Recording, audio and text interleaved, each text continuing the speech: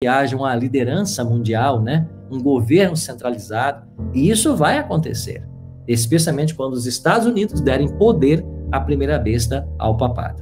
Agora, quando nós analisamos, então, o sinal entre Deus e seu povo, quando a gente analisa a lei de Deus, o quarto mandamento que tem sido pisado, e como o domingo, de forma fortuita, né, acabou ocupando o lugar do sábado, sem ter na Bíblia um único texto que fale de sua santidade, a gente pode entender, sim, que o sábado é um sinal de Deus, por extensão sua lei, e que o domingo será, então, a tentativa humana de ocupar a posição divina.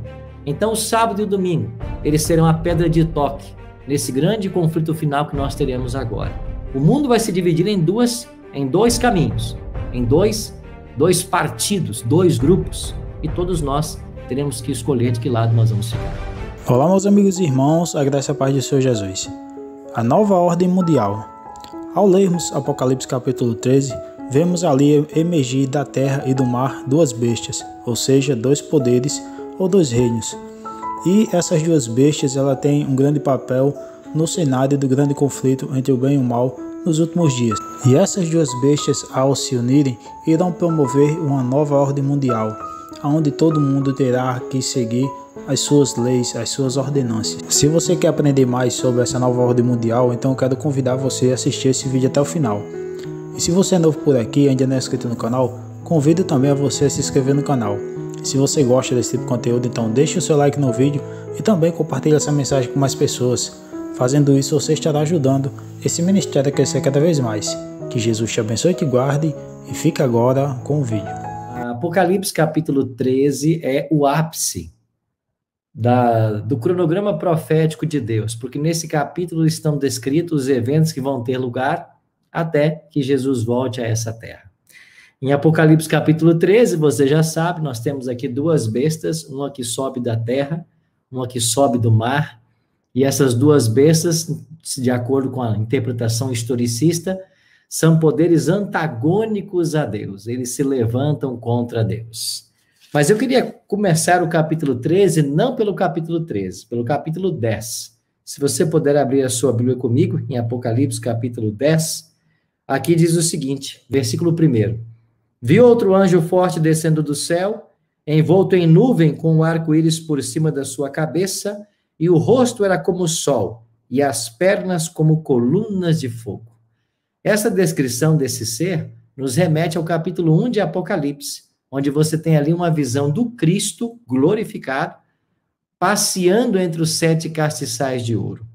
Então, nós entendemos de que esse anjo forte do capítulo 10 é o próprio Jesus Cristo. E o verso 2 diz assim, tinha na mão um livrinho aberto, e pôs o pé direito sobre o mar e o esquerdo sobre a terra. Esse anjo com o pé direito sobre o mar e o pé esquerdo sobre a terra, essa posição denota a sua autoridade. Esse anjo, ele tem autoridade sobre terra e mar. Interessante que Cristo tem autoridade sobre a terra e sobre o mar, e quando chegamos ao capítulo 13, você tem uma besta que sai da terra e uma besta que sai do mar. Aonde Cristo pôs os seus pés no capítulo 10, no capítulo 13, surgem dois poderes tentando usurpar a posição de Cristo. Então, o capítulo 10 abre uma janela para a compreensão do 13. E quando chegamos no 13, você tem primeiro uma besta que sai do mar e depois uma besta que sai da terra. Você sabe que existem 3 principais escolas de interpretação profética, né? Futurista, preterista e historicista, e nós, adventistas, somos historicistas em nossa interpretação. E olhando para Apocalipse capítulo 13, você tem uma descrição de uma besta que sai do mar, e nós entendemos por Apocalipse 17:15 que o mar aqui representa povos, nações, multidões e línguas.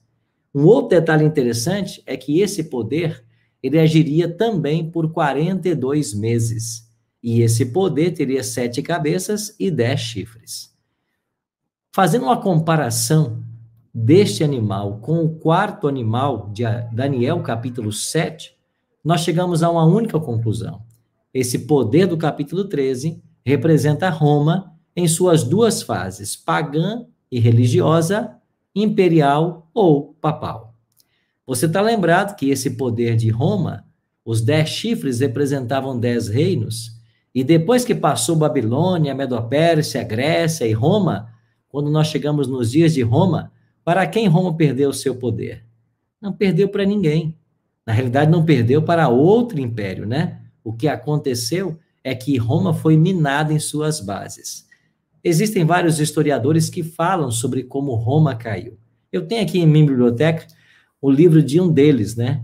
E Edward Gibbon, esse historiador britânico, escreveu 2 volumes sobre a história do declínio e queda do Império Romano.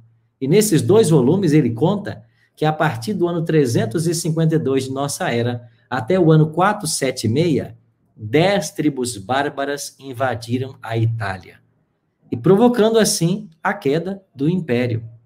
Assim, meus amigos, você tem, no cair desse império, né, Roma, você tem agora o levantar de um outro poder, justamente o bispo de Roma.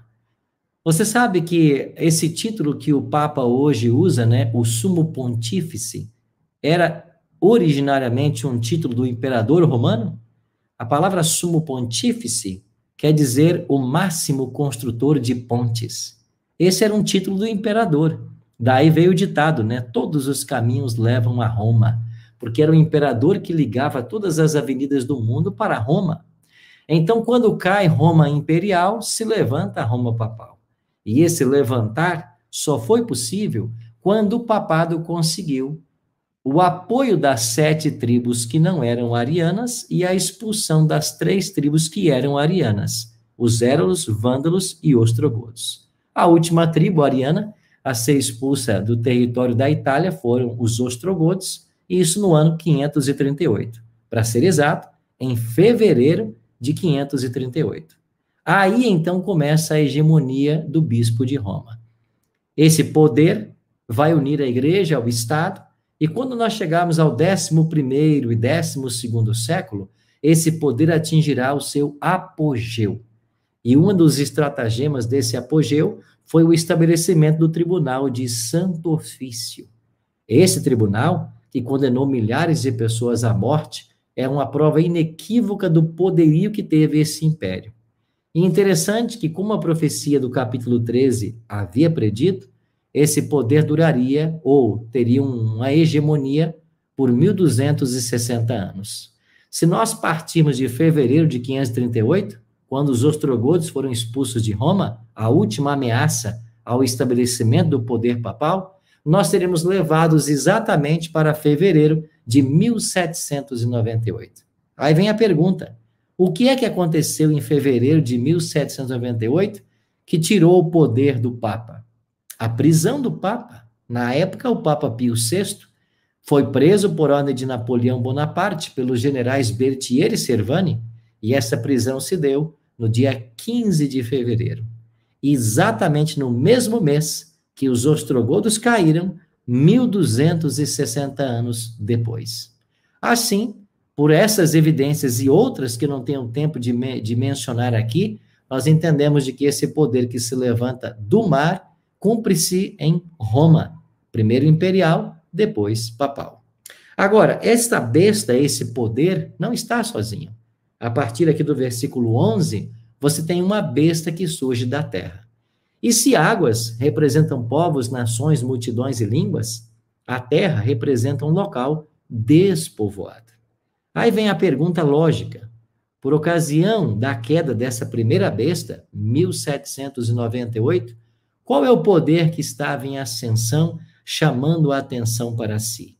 Um poder que surgiria da terra, ou seja, de um local pouco povoado. Esse poder, os Estados Unidos da América do Norte. Eu tive a chance de visitar pelo menos 3 vezes ali o Plymouth Plantation. Esse é o nome que eles deram ao local onde chegaram os pais peregrinos, liderados por John Robinson, lá no ano 1620. Para ser exato, uma quinta-feira do mês de novembro de 1620. E se você for ali visitar essa praia, que está hoje ali no estado de Massachusetts, você pode, em algum momento, encontrar ali uma réplica do Mayflower. Eu já visitei essa réplica. Numa segunda vez que eu fui lá, ela estava em reforma. Mas ali, boiando na bacia de Plymouth Plantation, existe uma réplica do Mayflower. Esse foi o barco no qual 102 pessoas cruzaram o Atlântico e chegaram ali, à praia do que eles chamaram a Nova Inglaterra. De fato, a região recebeu o nome de Nova Inglaterra, depois estado de Massachusetts. Mas esse poder que se levanta da terra começou sua história aí. E o interessante é que esses pais peregrinos que aportaram nos Estados Unidos em 1620, eles não estavam fazendo turismo, eles estavam fugindo das perseguições papais. Nós estamos falando do ano 1620, enquanto o papado ainda estava no poder. E interessante que a última vez que eu estive ali em Plymouth, eu fiz questão de visitar alguns cemitérios. E sabe quem eu buscava ali? Eu buscava encontrar ali a sepultura desses pais peregrinos. Eram 102 pessoas que chegaram ali, e várias delas morreram ali mesmo. E eu achei em 2 cemitérios 4 sepulturas daqueles que haviam chegado no Mayflower, e vários de seus descendentes. Sabe que conhecer um pouquinho da história desse país é muito interessante. Quando chegamos em 1776, as 13 colônias alcançaram sua independência. E aí nós temos, então, a proclamação da Constituinte, da República, e nascem, então, os Estados Unidos da América do Norte. E quando nasceu essa grande nação, eles tinham 2 ideais que estavam presentes nos discursos de todos os seus presidentes, desde George Washington, Abraham Lincoln, Kennedy, e eles sempre diziam a mesma coisa: nós queremos um país sem rei e um Estado sem papa. Eles estavam receosos de que a perseguição pela qual eles haviam passado lá na Europa alcançasse as praias de Norte América. E esses 2 chifres desta besta que sai da terra representam justamente o poderio civil e religioso, que estavam completamente separados nesse momento. Mas o capítulo 13 de Apocalipse é um capítulo surpreendente, que chegará um momento em que este poder que surge da terra, que nós identificamos como os Estados Unidos da América do Norte, vai agora dar poder à primeira besta, que teve sua ferida mortal lá em 15 de fevereiro de 1798. A profecia diz que uma de suas cabeças seria golpeada, mas essa ferida seria curada. E quando ela fosse curada, toda a terra se maravilharia seguindo a besta. Alguns afirmam que essa cura aconteceu em 1929, quando nós temos ali, então, um tratado, assinado ali, favorecendo a Igreja de Roma, devolvendo ali parte das terras, pelo menos 44 hectares de terra que hoje constituem o Estado do Vaticano, colocando ali a religião como oficial do Estado. Mas nós não acreditamos assim. A ferida não foi curada em 1929. Esse evento foi importante, Esse tratado que foi assinado ali entre a Itália, na ocasião Mussolini, o tratado, o Concílio de Latrão, o Acordo de Latrão, e ele recebe esse nome porque ele foi assinado na igreja de San Giovanni in Laterano, ali em Roma. Inclusive, San Giovanni in Laterano é uma das 4 basílicas papais de Roma, possuindo ali um altar papal, onde apenas o Papa celebra a missa, e uma porta santa, a Porta Sancta. Vale a pena visitar esse local. Mas nós acreditamos de que esse evento foi importante para a história da profecia.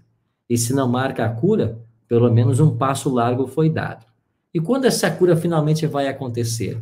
Quando os Estados Unidos unir-se agora para apoiar os intuitos do papado e fazer uma imagem a esse poder. Uma imagem é cópia de algo que existe. E o que existiu no passado foi um sistema perseguidor que durou 1260 anos. E segundo alguns historiadores, como Jesse Lehman, morreram nesses 12 séculos mais de 100 milhões de cristãos. Se você pensar que o Brasil tem uma população hoje de um pouco mais de 200 milhões de habitantes, É triste pensar que metade de uma população como esta, num período de 12 séculos, perdeu sua vida por causa das perseguições papais. Eu tive a oportunidade de visitar o lar de alguns desses mártires, como, por exemplo, os valdenses, lá no norte da Itália e sul da França.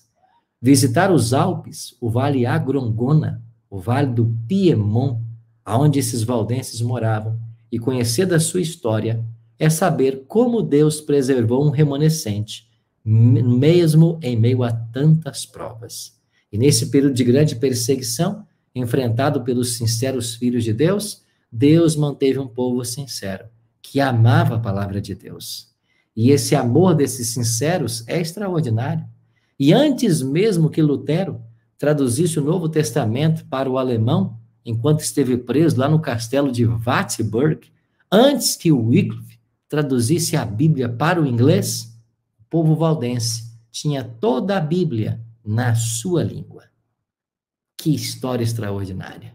Esse povo dedicava-se ao estudo da Bíblia, da natureza e constituiu os heróis da fé, o remanescente de Deus durante a Idade Média. Nós estamos aguardando agora que esse poder, ou esta união de poderes aconteça. E quando ela acontecer, nós estaremos vivendo os últimos minutos do calendário profético. E as últimas areias da ampulheta divina do tempo irão cair e o reino de Cristo será estabelecido. Já acabou meu tempo, né? Porque vocês chegaram, né? Esse foi o sinal que deram para mim. Quando entrasse aqui, era que eu tinha que parar de falar, viu? Tá bom. Já que o estudo é profecia, a gente tem que prestar atenção nos sinais, né? Eu vi o sinal aí, né?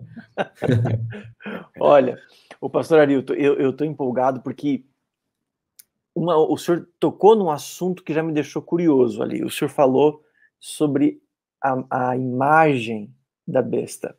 O senhor falou que a imagem é semelhança de algo, tal. O senhor poderia ser um pouquinho mais específico e dizer para a gente o que é essa imagem da besta que a besta da terra faria para a besta do mar, ou os Estados Unidos faria para o papado? Sim, amigo, com prazer, né? Aqui em Apocalipse capítulo 13, eu quero ler então com vocês agora, a partir do versículo 14, né?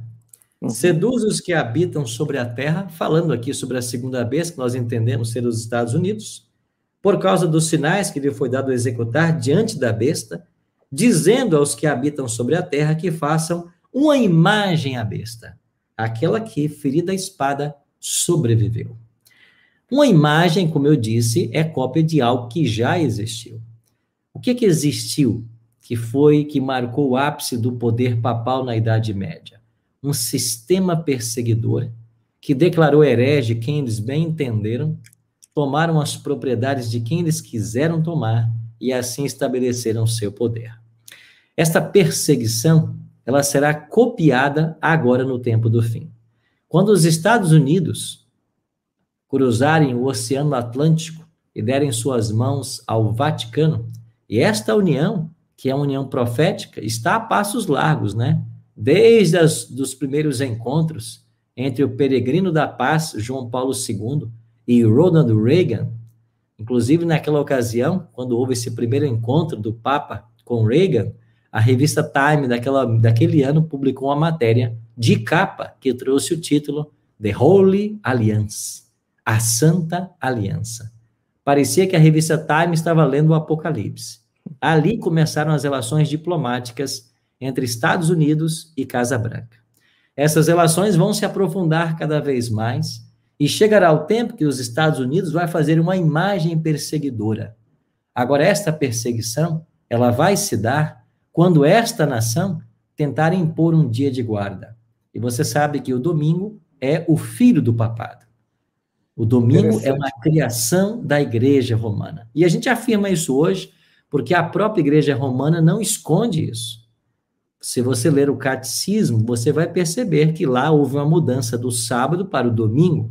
Se você ler a encíclica papal do Papa João Paulo II, Dies Domini, né? Ele diz claramente que a igreja estabeleceu esse dia em homenagem à ressurreição de Cristo. E se nós lermos a tese doutoral do pastor Samuel Bacchiocchi, né? From Sabbath to Sunday, do sábado para o domingo, ele mostra claramente de que a origem da observância do domingo como um dia santo se deu pela Igreja Romana.